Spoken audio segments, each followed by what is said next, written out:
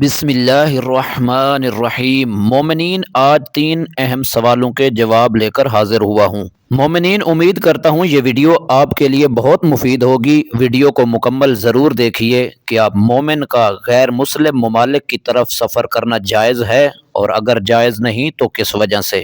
مومنین، ہمارے اہل تشیع کے مشہور فقہائے کرام اس کا جواب دیتے ہیں، فرماتے ہیں کہ مومن کے لیے غیر مسلم ممالک کی طرف سفر کرنا جائز تو ہے، اس شرط کے ساتھ کہ اس سفر کا اس کے اور اس سے متعلق دیگر افراد خانہ کے دین پر منفی اثر نہ پڑنے کا یقین ہو، کہ اس سفر سے ان کے دین کو کوئی نقصان نہیں پہنچے گا۔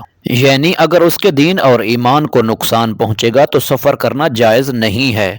مسلمان کے لیے غیر مسلم ممالک میں قیام کرنا جائز ہے، بشرطے کہ فی الحال اور مستقبل میں اس کے اور اس کے اہل خانہ کے شرعی فرائض کی انجام دہی میں کوئی رکاوٹ نہ بنے۔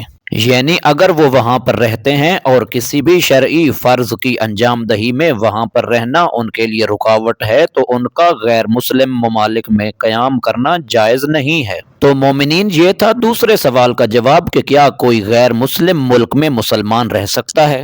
مومنین، تیسرا سوال کہ کیا احکام دین کی تبلیغ اور نشر و اشاعت کے لیے غیر مسلم ممالک میں جانا جائز ہے۔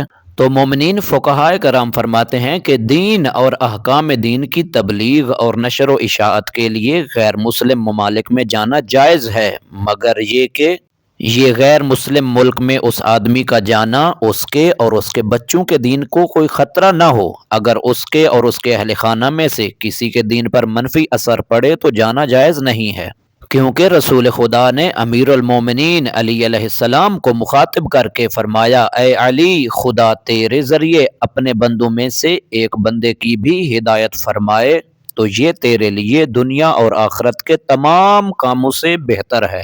مومنین، یہ تھے 3 اہم سوالوں کے جوابات۔ مومنین، ویڈیو اچھی لگی ہو تو یوٹیوب چینل نور کربلا کو ضرور سبسکرائب کریں۔ محسن عباس قمی کو دیجیے اجازت۔ اللہ حافظ۔